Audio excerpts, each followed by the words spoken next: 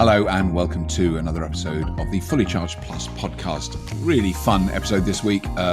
This week's guest is Mike Potter.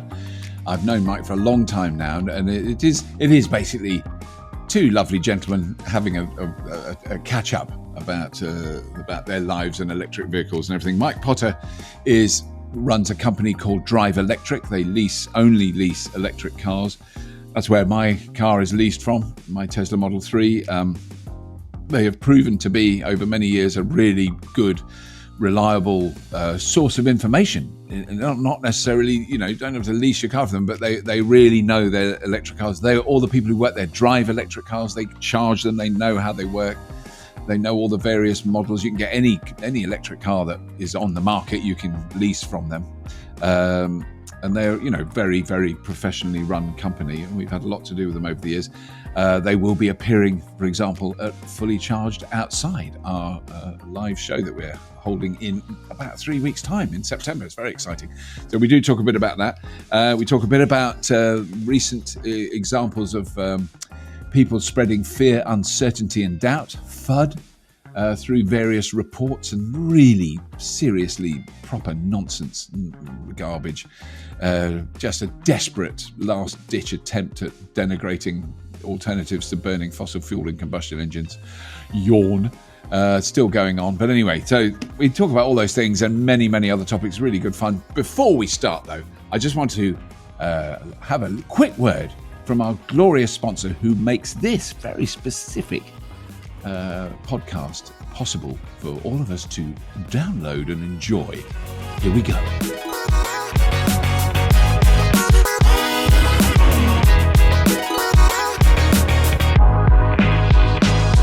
My Energy is putting the I back into British innovation.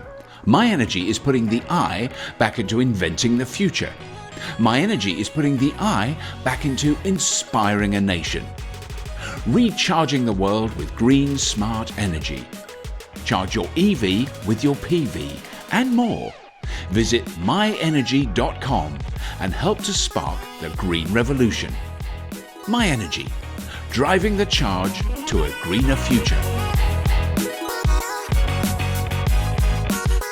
Okay, that's enough. Let's dive straight into the show. Please welcome to the Fully Charged Plus podcast, Mr. Mike Potter from DriveElectric.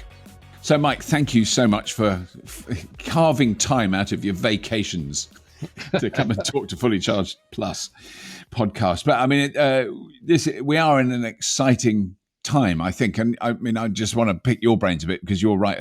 You're on the front line, as it were, of seeing the uptake of electric vehicles and what the kind of knock-on effects that have. I mean, that's certainly a thing I'm interested in. And I know you've been involved in various projects over the years about, what happens if there's 20 cars in one street and they all plug in and charge at the same time, all those kind of issues. And I was thinking about you the other day because someone was just on a tweet torrent with me, coming up with all the reasons they could think. Well, what happens if everyone plugs in?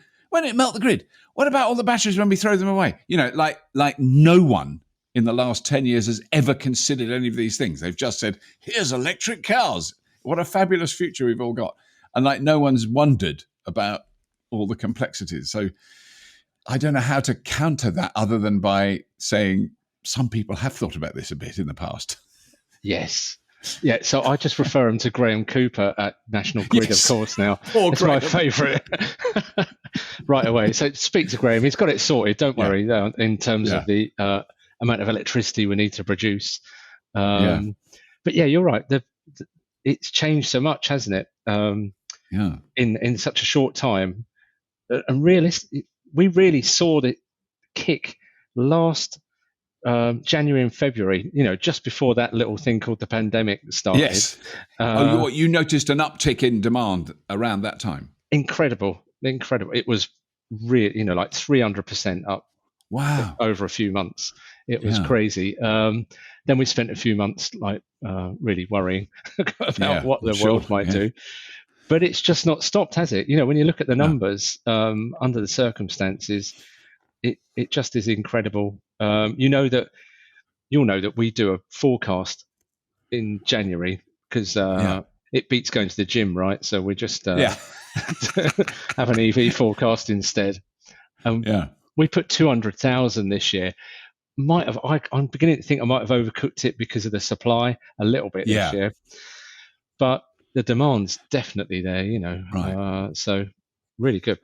And when you say 200,000, just so I understand, is that the kind of total sales or leases in the UK, or yeah? For BEVs, because we don't do FEVs anymore. We just BEVs isn't it weird? Yeah.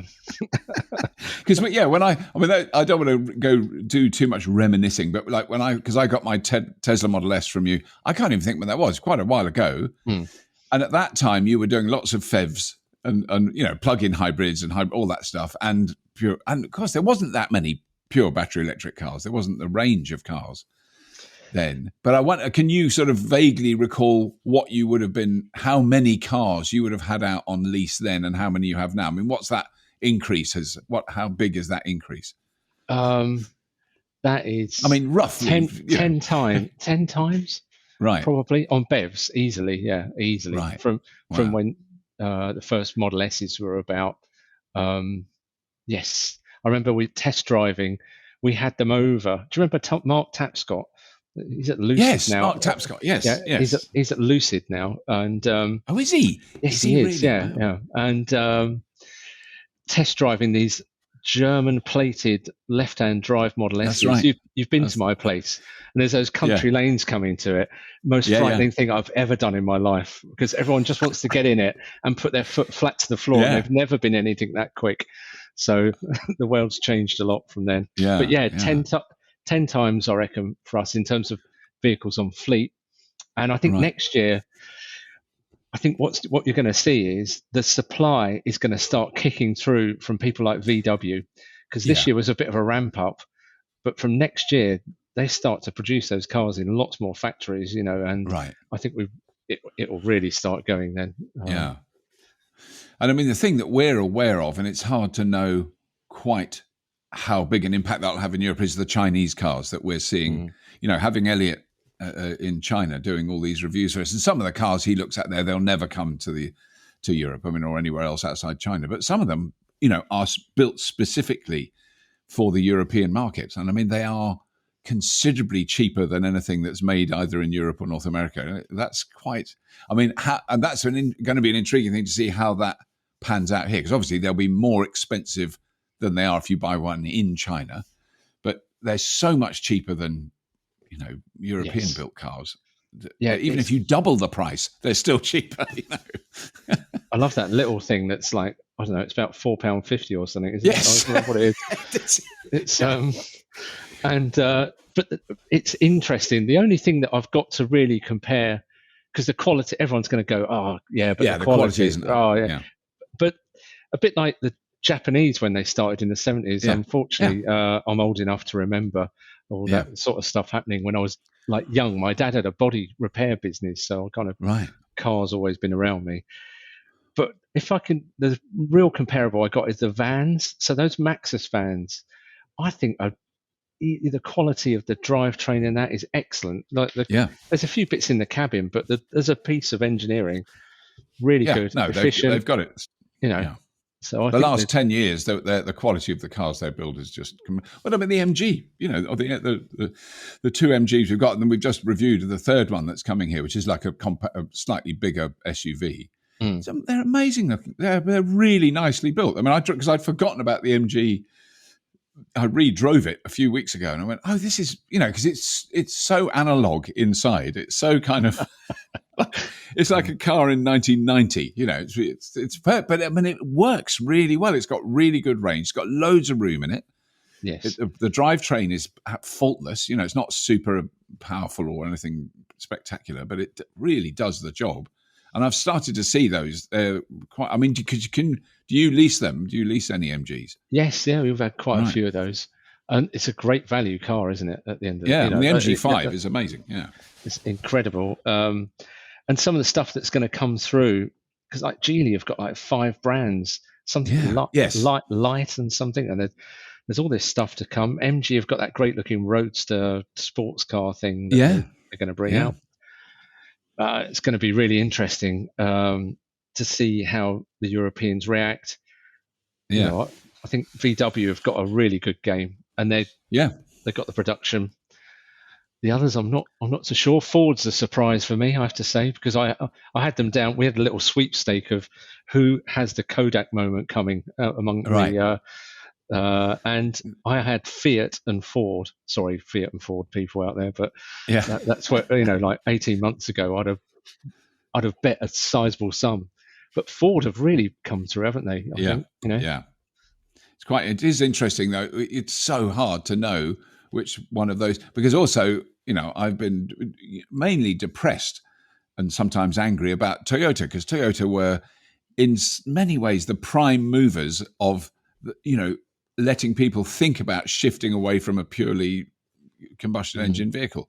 Really pivotally important, historically important car, the Prius was. And yet, I mean, they are going to bring out battery electric cars eventually, but they're so far behind. And the one thing you can sort of fantasize and hope is they've actually cracked solid state batteries. You can buy it and it's 250 kilowatt hours and it's the size of a suitcase. Their battery pack, and no one else has got it, and you can drive 1,000 miles on a charge. All that nonsense, but I don't think that's happening.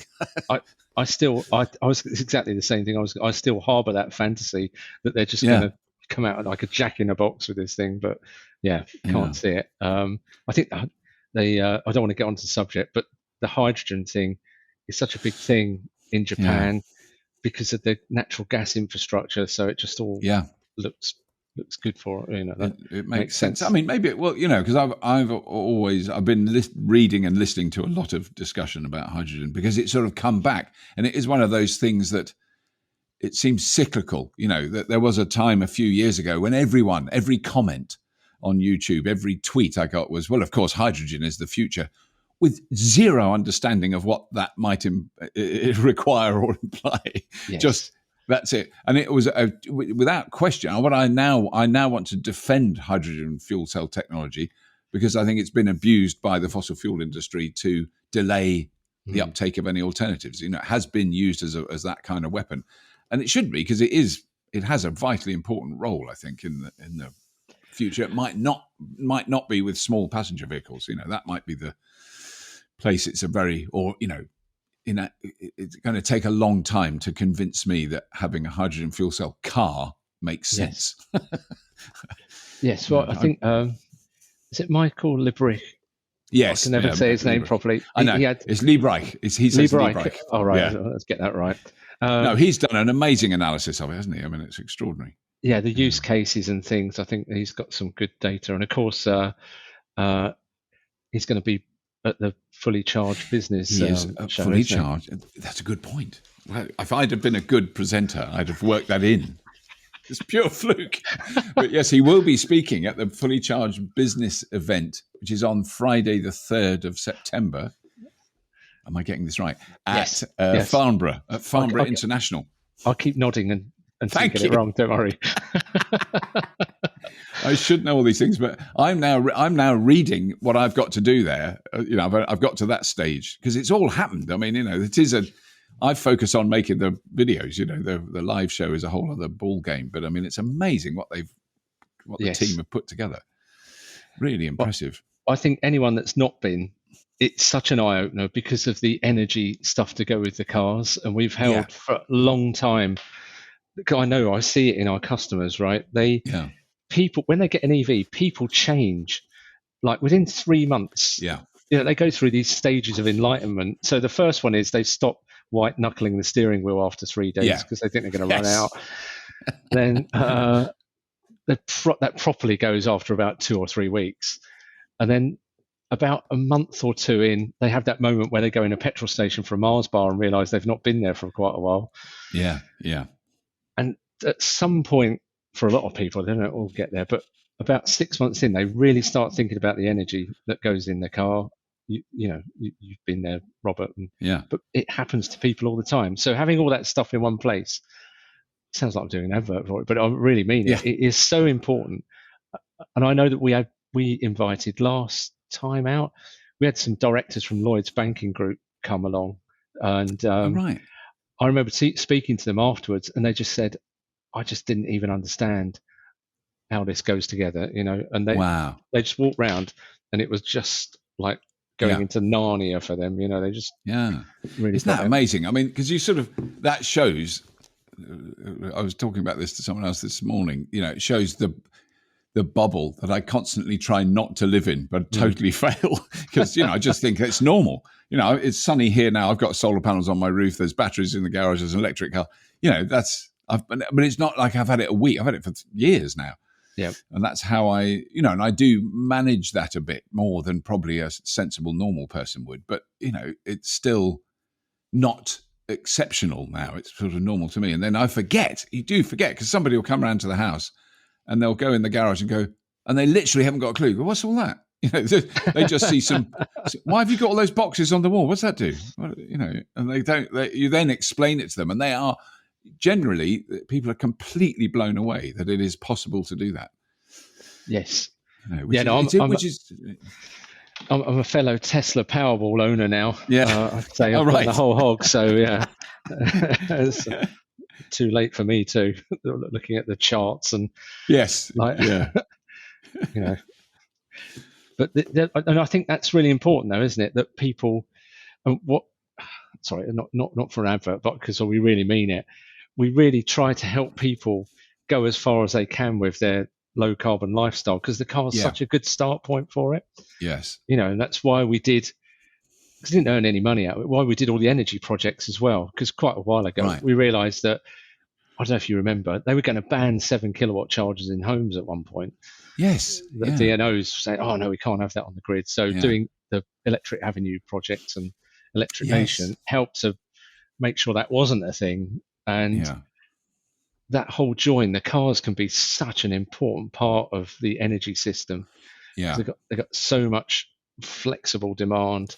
Yeah. It's really, really interesting. Because I think that is I find the hardest thing to explain to people when they ask, and I never offer it because my wife says that I've finally got better at not telling people how they should live.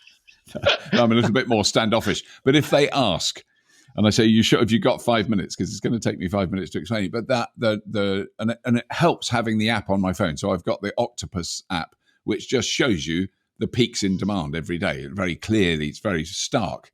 And I go, that is that lump there where that spike is the most expensive electricity we generate and the dirtiest.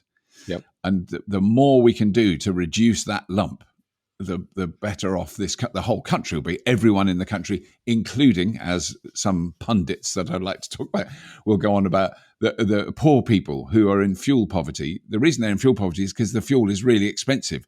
Let's supply cheaper fuel, which is very, very possible with newer technologies. Absolutely. Yeah. And often we've learned the optimizing of it can pretty much make the house disappear from the grid. This is the thing. My house disappears from the grid on even a half sunny day now, even charging the car a bit. Because I use the crowd charge thing we've developed to kind of sip a bit when it's right. Do you know what I mean? And that, because we only use about an hour and a half's worth of charging a day, really, on average. So if you get it all timed together, it works really well. But it's interesting what you say about fuel poverty, because I keep seeing it. Sorry, we're going to act like 50-odd-year-old men here now for a bit. I know, but well, I'd love to act like a 50-year-old man because I'm much older than that. But so that's useful for me. Like when I was a crazy 50-year-old.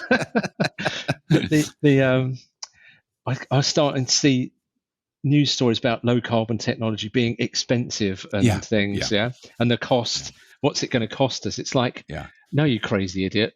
What's going to cost you is digging stuff out the ground forever and burning shipping it around the world and burning it. It is extraordinary, isn't it? And how easy. Well, that has been the thing I've been working on recently. How easy FUD is, and I'm trying to work out how I can spread FUD about fossil fuels and coal.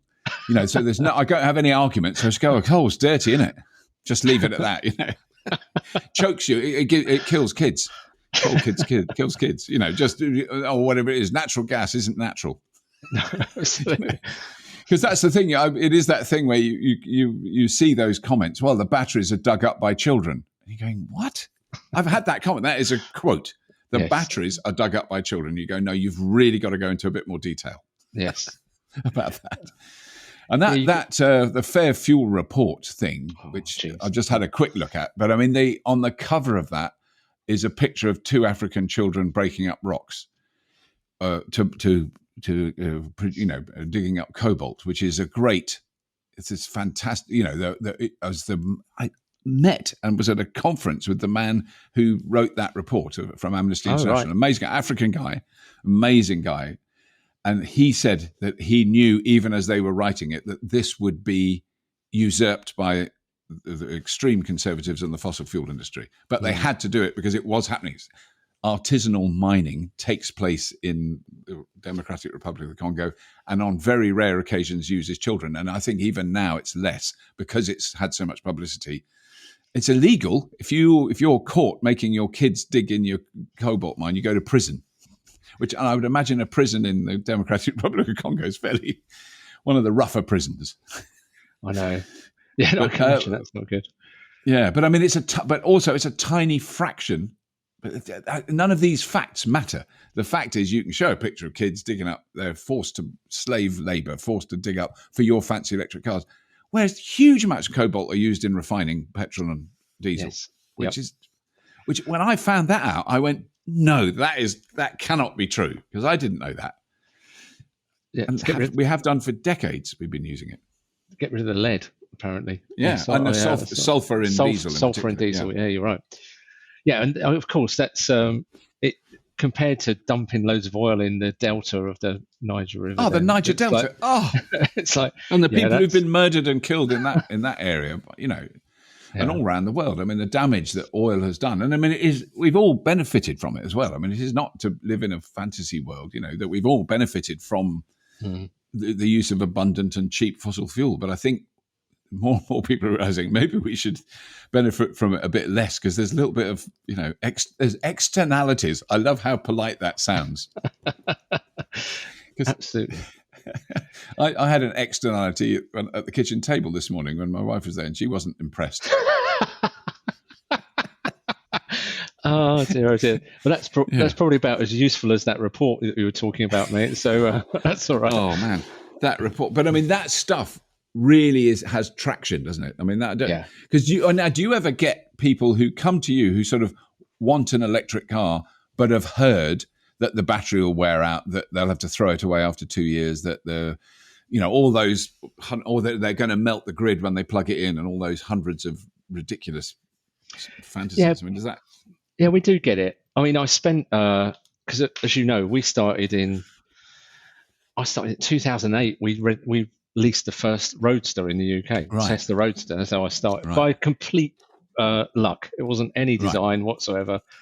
This guy wanted it. I said, it sounds like a nightmare. I better have a look at it. And I was really taken with it. So that's how that started. But along the way, I spent a lot of time in car parks trying to convince people that electric cars were the right thing to do way back. And I kind of realized after a while, there's enough people that want to do it, Robert, that you kind of don't have to worry. You don't need to convince anyone. Not too much. We shouldn't. You got to call out the misinformation. I think it's really important, but I don't think trying to convince someone who doesn't want to do it is like hitting yourself over the head with a hammer. You just move to the next people. And you're absolutely right. And I mean, I think the figures themselves show that, in a sense, that's what I've always reassured myself. There's no point worrying about it or being angry about it, because they know they're going to lose. So the fascinating history of sort of negative lobbying in smoking, asbestos. There's quite a long climate change. The people who are hired to lobby and spread information or misinformation about those things have a long history, and they're obviously doing it with battery electric vehicles as their sort of main target at the moment.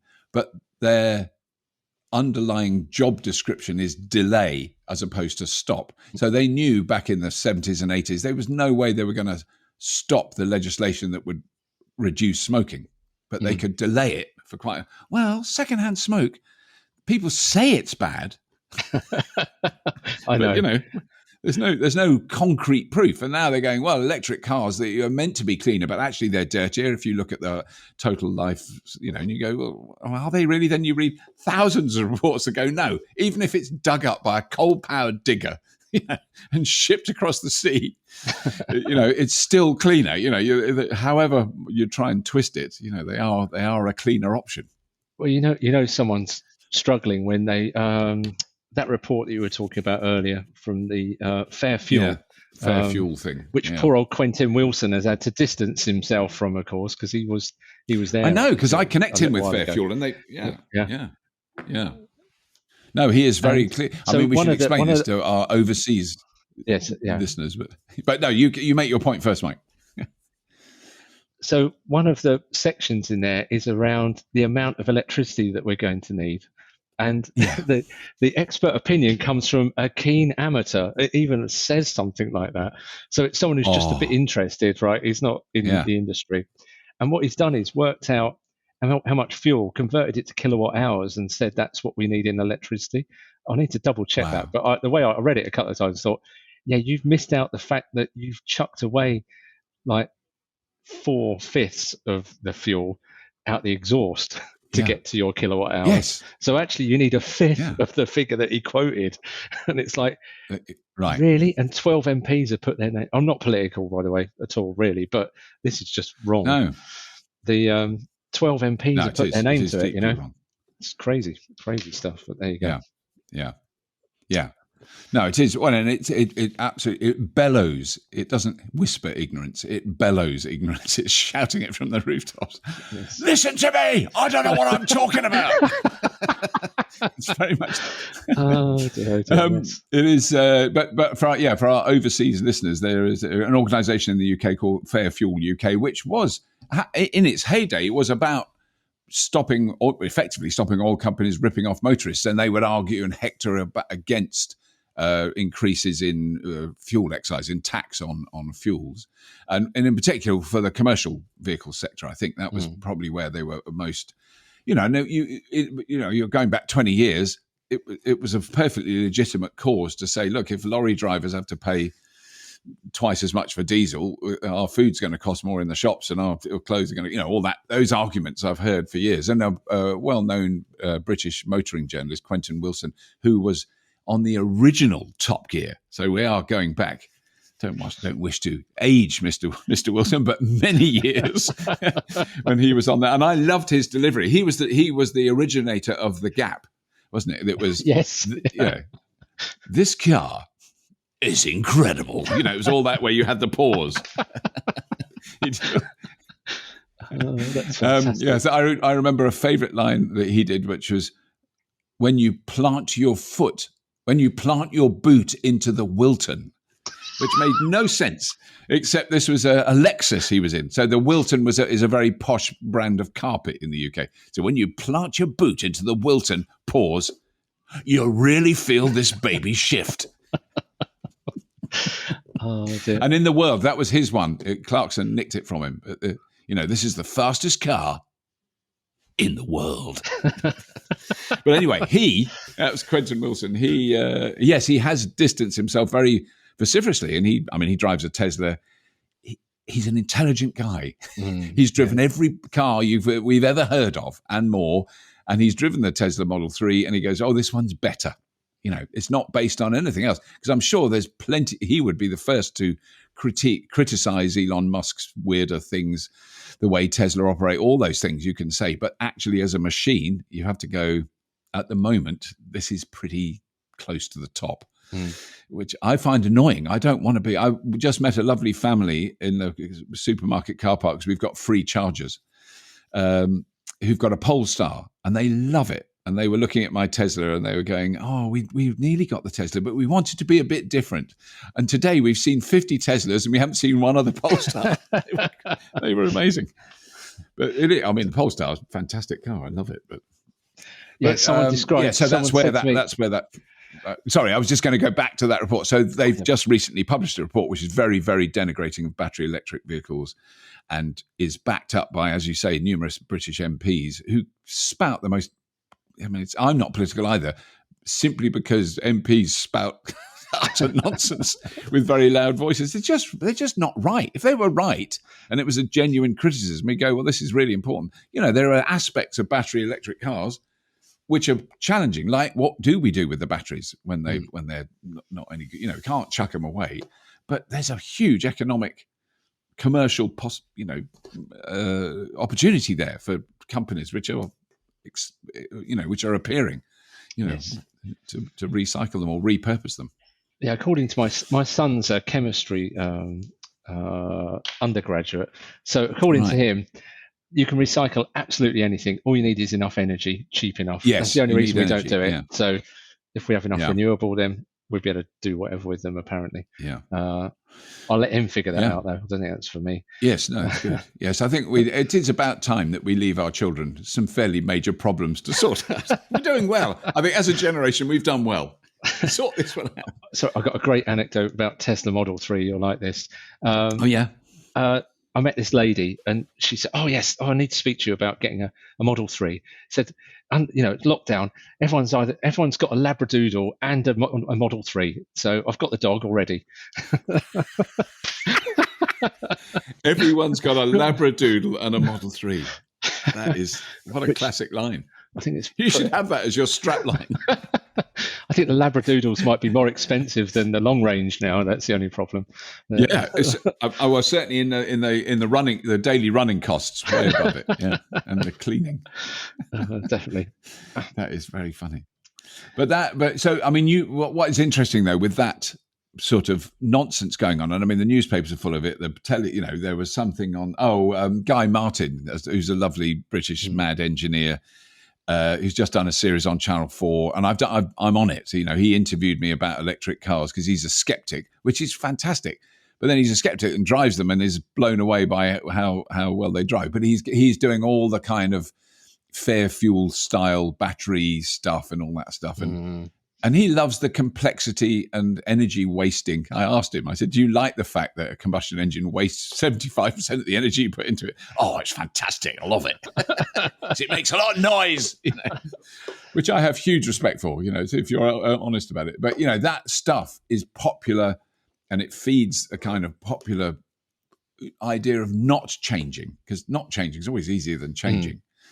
Yes, but sorry, it's a very long-winded way of asking. It doesn't seem to have affected, for instance, your business. I mean, leasing electric cars. If you suddenly stop leasing them because something Guy Martin said or some MP said, then we could be seriously worried. But it clearly doesn't.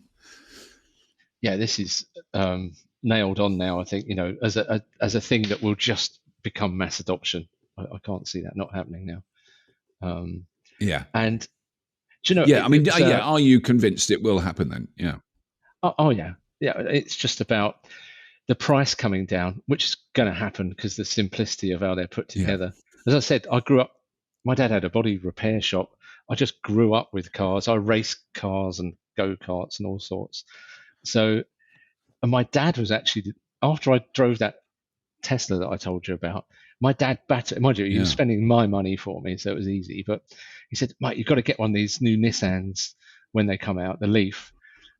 Right. It was full list price. I didn't get a drop of discount, which is like kind of against my religion completely and utterly. Yeah. But it's him. He wouldn't shut up about it because he was so convinced that EVs would be the way forward. Wow, that's interesting because that's many years ago now. I mean, it's 10, 11 years ago, isn't it? So absolutely.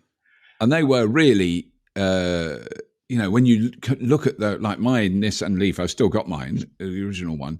When you look at that, well, there's certain aspects of that have, for me, set the bar. The range is actually very accurate. It's lousy. It was lousy when it was new, but it didn't lie to you. The one thing that the Nissan Leaf does still is if you put in a destination in the built-in sat nav. So you put in the postcode and it goes, bing, there it is. And it immediately tells you it's 47 miles away. You go, oh, well, that's all right. I can do that easily. You drive 100 meters and it changes to 78. And it underestimates the range by a huge margin, by like 30 or 40 miles. And you go, oh no, now I can't get there. Oh my God. So that isn't so good. That's very crude, by today's standards, very crude sat-nav. But it's been so reliable, that car. I've had it for 11 years. I mean, it's now had a new battery put in and it's in Amsterdam and I can't get it. But I will later this year, hopefully, go and get it. But I mean, it's been such a rock-solid car. So your dad could clearly tell that from having a look at one. I'm impressed because I wouldn't know at the time, but they are, amazingly well built. Like I said, he was spending my money, so it was easy to do, really. But I see. But he was. He was right. He was right. So I think, and you're quite right. One of the really interesting things as we go forward will be how much the reliability and longevity of EVs is going to change the way in which they get owned and used. Because these things could go 20 years easily, I think. Like Model S is supposed to be, what, a 1 million mile motor or 500,000 miles? Yes, 1 million mile motor, yeah. It's, that's a really different thing to ICE vehicles because they get to 150,000 miles and the value's really peeling off them, they just throw it away almost. So that's a really different thing. So I actually expect, we're talking about our forecast. We're forecasting a baked-in drop in the number of cars sold by 2030 because we just won't need to put so many on the road because they'll last longer. Yes, so they're around for longer. I've not even thought of that. That is a very interesting thing because of that. 14 years at the moment. Where does that take us to? Till 2030? No, beyond. Where are we? I can't do maths. 14 years from now is 50. Is what is that? 2035? No. Yes. More. Yeah. Yes. About 2035. Yeah.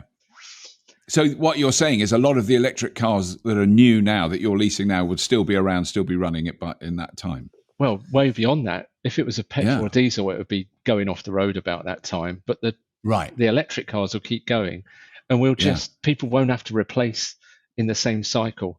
So I think that could be a lot longer. And we were talking about access for poorer people, or the less well off. And EVs are going to be so good for people that buy used cars, because they'll be able to buy one and run it for 10 years with no maintenance, because the maintenance is what kills people. Yes. And in ways that are really hard to swallow when you don't have a lot of money. Suddenly you get a bill for 800 quid. That's that is hard to take into a family that's got low income. So, and the fuel cost, everything about it, we just got to wait until we've grown enough used ones to feed the market. It's actually going to be much fairer to them.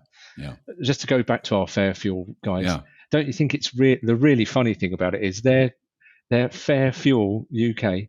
So what's fair about paying 5 times as much at least for your fuel than an electric car? It's like for your fuel. It's a crazy thing. Where's the fairness there? Yeah, no, it's absolutely wicked. And I mean, it is a thing that, I've, often said in those discussions that I didn't buy a new car until basically the time that I didn't have the money to buy a car, and I didn't even know people who bought new cars, or everybody I knew had second hand, third. I had fifth, sixth, seventh hand ones, completely knackered for most of my adult life. It was only in the more latter years. And certainly it's only since there's been electric cars around where I've leased new cars. I never did that before. But the part of that I've forgotten is because people say, I can't afford an electric car. They're too expensive. I go, yeah, nor could I. That's why that conversation comes up. I always bought secondhand. Of course, secondhand electric cars are actually holding their value rather alarmingly well, for one thing. But also there's still so few on the market. But what I'd forgotten is I never used to worry about the 800 quid that I paid for my fourth hand Golf GL with rust all around the wheel arches and some water coming in when you went through a puddle.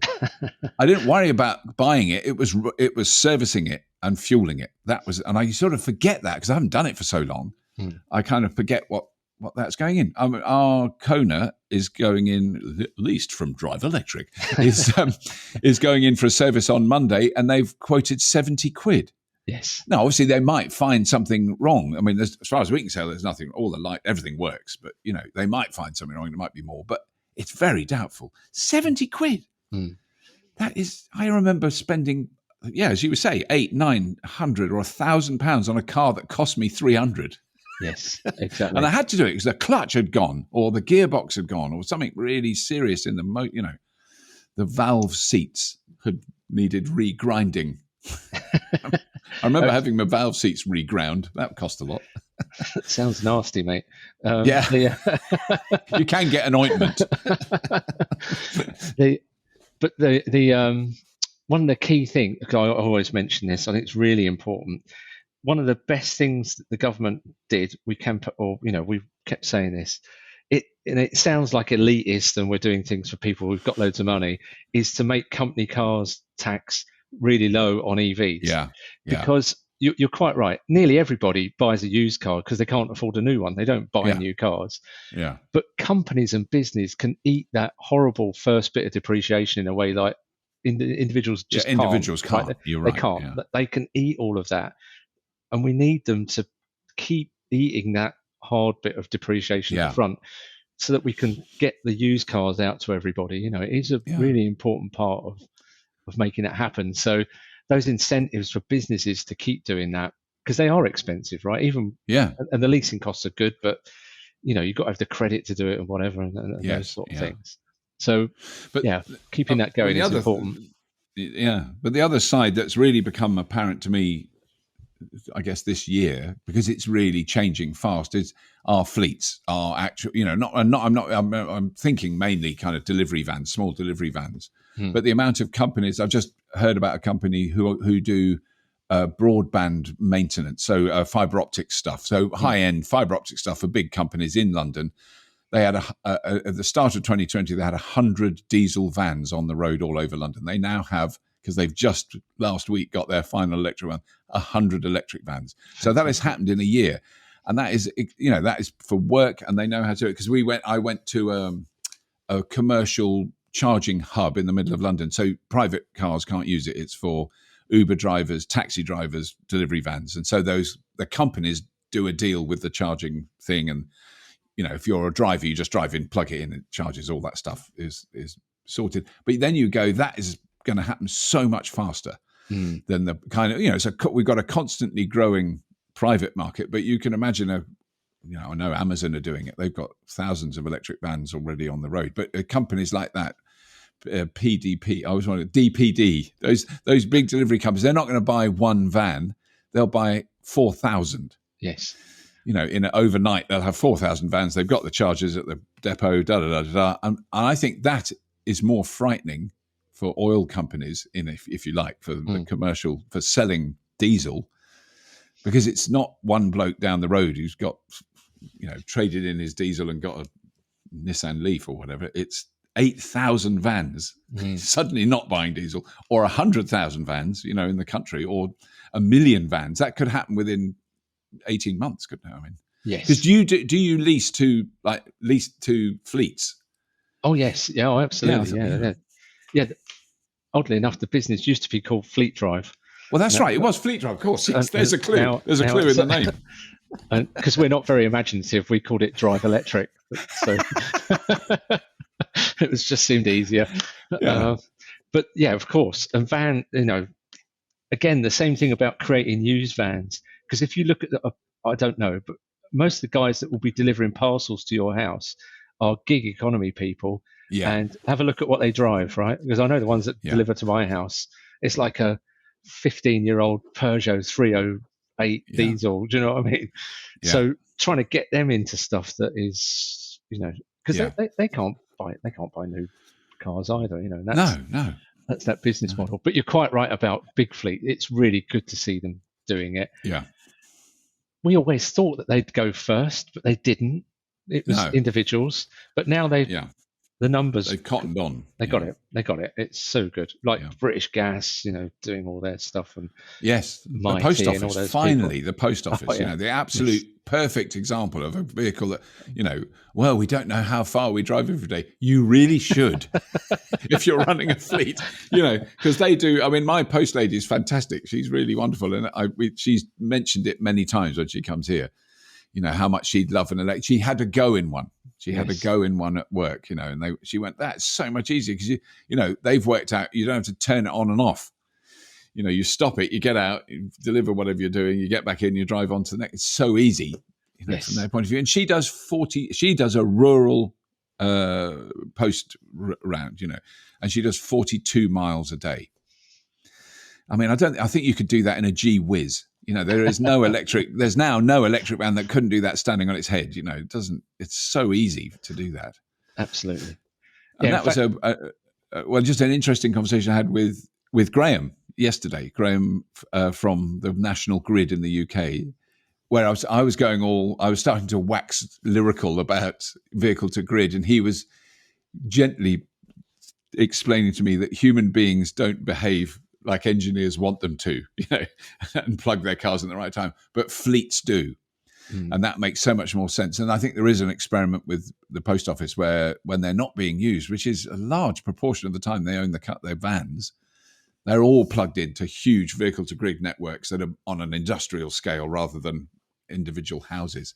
Yes. And that you then go, he's probably right, annoyingly. Yeah. Well, the National Grid have been really good about EVs, haven't they, with their planning and things. But I have to say, I'm not sure. There's a limited amount of that depot charging. That's the only thing, Robert. Right. And because I know not everyone's got off-street parking, but it's the first place to charge for a majority of even vans, because a lot of people get to take them home. So working out that problem of behaviour at home to enable that to happen, I think is really important. And we've done a few things like that. We've got one with 100 V2G charges in people's homes, and we're running it with British Gas. I'm going to get the names wrong now. Igloo. Someone in my project team screaming up with the names at me. Yes. And Green Energy. Say the wrong name. Green Energy. Like we've got different electricity suppliers doing it at the same time. Right. So we can kind of model the street of the future where they've got the different trading patterns going on. And we think it's doable. We think that is doable. Oh, right. Okay, that's interesting. People are surprisingly regular in their habits in a lot of ways. It's just the odd, got to go run out and pick up a bottle of wine or something. Yeah. I'm intrigued because I was it did feel like. I mean, I think. I keep having to remind myself to explain some of the things we talk about, but like a 7 kilowatt connection in your, if that was because I've got a CHAdeMO vehicle to grid system here, but that, my house doesn't demand 50 kilowatts or 30. It demand at the most it's about 5. So if I had a 7 kilowatt connection that were bi-directional, cheaper unit that I could plug any old car into, that starts to make sense, even if it's only for me in the house. If you've got your car and you're not using it, and electricity is expensive, and you've got 20 kilowatt hours in your car, you're going to save money using the power in the car. I mean, that's where I think it does come into its own. I mean, I think as far as Graham was, we were talking about it, he was talking on sort of a national level where there's 10 million cars plugged in at any one time. They can, I mean, that the argument there is if there were 10 million cars plugged in, at some point in the future, and the grid could pull 7 kilowatts from all 10 million, that's 70 gigawatts, which is more than the UK has ever used in its entire consuming history. So you could replace all the generating just from cars for an hour. It doesn't have to be all. Yes, that starts to become, a third generating source in a sense, or a third supply. Well, we need that flexibility to help all the sun and the wind come when they want, don't they? You can't turn a gas valve up like they do at the moment. So I think it's really important to try and crack that puzzle about how the behaviour fits, and you can nudge it as well. So we've got with our crowd charge platform, we've got a thing called the Range Rainbow. I'll have to show you sometime. And what it does is it feeds back when you're making the decision how much electric you're going to put in your car tonight. It'll feed back from the weather forecast and things. Right. What that's like. So, and it's really simple because just go for the green bit if you want, or if you need it, you could go, oh sod it, I'll go red because I want to do whatever, whatever it is. But we've been really working to try and simplify what is quite a complicated calculation. It is complicated for the average person, isn't it? Do you know what I mean? Yeah. But it's quite, because I'm currently on an Agile Tariff, which I've had 2 nights that I can remember, maybe 3, where it has gone negative at night, the price. So I get paid to use the power. And one of them was I really took full advantage of it. So it was, I was being paid 4 pence a kilowatt hour it was about 3 hours in the middle of the night. So I set the 2 cars, the water heater, the power walls, and they all came. I dread to think what they all came. They all came on at exactly the time it went negative. And I got about 70 or 80 kilowatt hours in that period, or because it was both cars. It would have been, I don't know what it was, a lot, and that was a glorious moment. But for a large amount of the time, my electricity is basically more expensive than anyone else's in the country, because I'm paying top whack. So like at the moment, a classic example, it's now in the UK now, it's 4.30. Electricity that I'm paying is 35 pence a kilowatt hour. You could not have this if you didn't have batteries. You'd just go crazy. So I'm running off my batteries, which is okay. But that takes a bit of thought and time and management to make sure your batteries are ready for when you're doing the cooking and all the other things, Yeah, absolutely. And it's got to fit with your behaviour. It's got to fit with your behaviour. Yeah. So I've got we've got some really nice, smart people from University of Reading that are helping us. Right.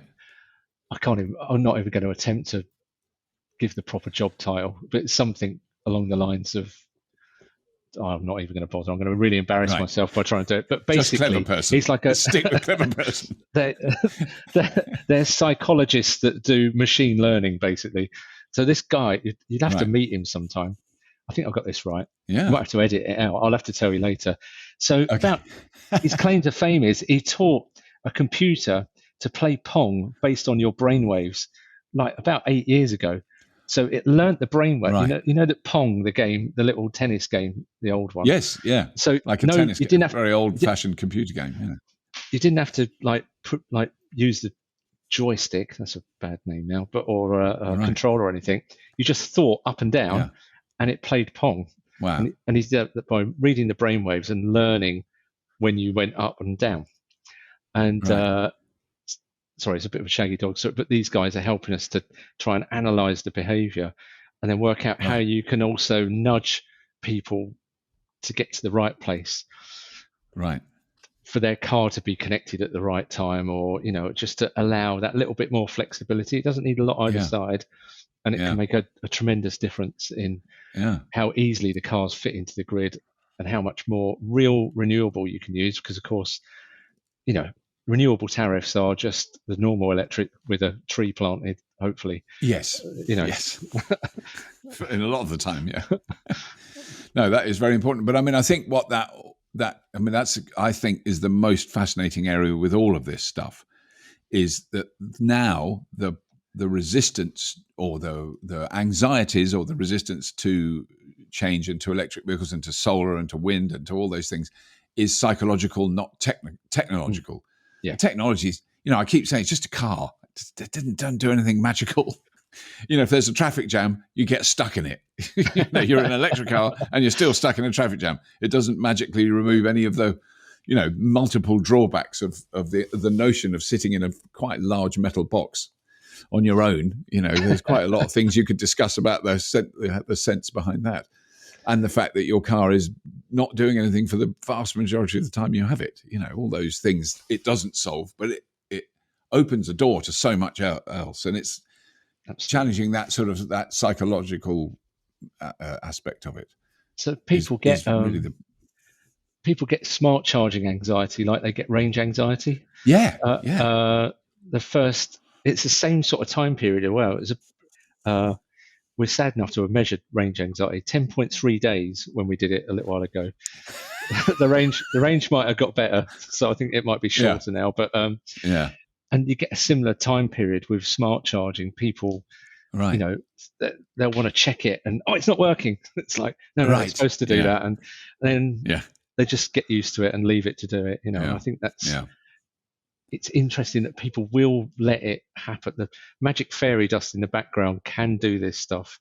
Yes. I think people will get used to it, you know.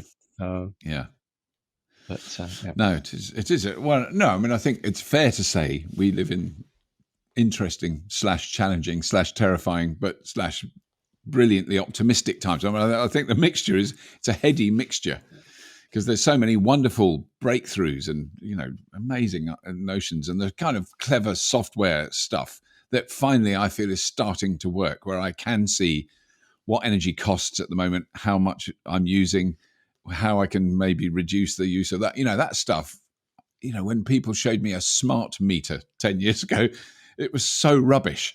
It didn't do anything, did it? I mean, they were completely hopeless. So that stuff is getting more, you know, in fact, I think whenever I can use a piece of software, that shows it's, you know, anyone can use it if I can use it. That's my bottom line. When it's ready, we'll have to hook you up with a range rainbow and see how you get on with it, mate. The range rainbow sounds great. I want to have a go with a range rainbow. Yeah, well, we'll have to talk about that. That sounds great. No, there's an episode. There's a fully charged episode about the range rainbow. Can I have a talking teddy as a sidekick? I want a little talking rabbit. Well, yeah, we are thinking about a digital assistant like to whisper in your ear when you're supposed to do stuff as well. So that would be perhaps we'll have a name. Perhaps we'll have a naming competition on Fully Charged or something. I think you should. Yeah, that's like it'd be range face or whatever come out. Yeah, if you do that sort of thing. But that is brilliant. Well, look, I'm really looking forward to seeing it Fully Charged live. It's going to be manic, huge, exciting, challenging for me. But it'll be great fun. I'm really looking forward to it. It is going to be amazing, I think. And I think anyone that's not been will underestimate by a factor of at least 5 times how much they're going to get blown away by all the stuff that's there, because it is a whole world that. Yeah. And there's so many people that are looking at EVs or got EVs now. I think it's going to be fantastic. Yeah. And it's a great thing. It's a really good thing to show people. I mean, that is one of the things I always want to underline, is that the 2 surveys we did, which were pretty kind of, you know, we gave people a piece of paper and they walked in and said, if you want to fill it in, please do. And it just basically said, have you got an electric car, and do you want one, and what are, you know, a few questions like that. And it was, first year I know, it was 78% of the people who came didn't have an electric car. Because I kind of assumed when I first talked to Dan about it, I was just going to be a load of people like my age who've got a Nissan Leaf and who want to moan about the charging infrastructure. You know, I thought it was going to be like that. And actually the majority of people who came didn't have an electric car, but were interested in one, which is, you know, that was a key. You've come back. You've suddenly come back then. Oh, the irony. My headset ran out. Oh, no. Of charge. It's a battery-powered headset. You see, you can't rely. If you'd had a little 2-stroke engine on your headset, you'd have been all right.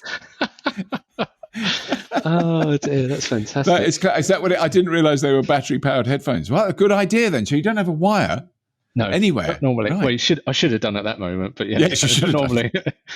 Yeah, no, absolutely. No, but that shows. I think that shows we've waffled on long enough. But that's really great. No, thanks, Mike. No, thanks, Robert, for having us on. It's really good. Yeah. Really, I know really it was a bit of a kind of harebrained, very variable topics we covered very roughly, but it was great fun, and it's really good to catch up with you. And I mean, it is. I'm looking forward to seeing you there and all that stuff. Yeah, at the old Fully Charged Live. Good luck with the show, because it's going to be fantastic. I know it's such a lot of work for you and Dan and the guys, but it is a very important thing. I think it's really good. So thank you. Real. All right. Thanks very much for having us. Okay. All right. No problem. Bye for now. See you soon. Bye.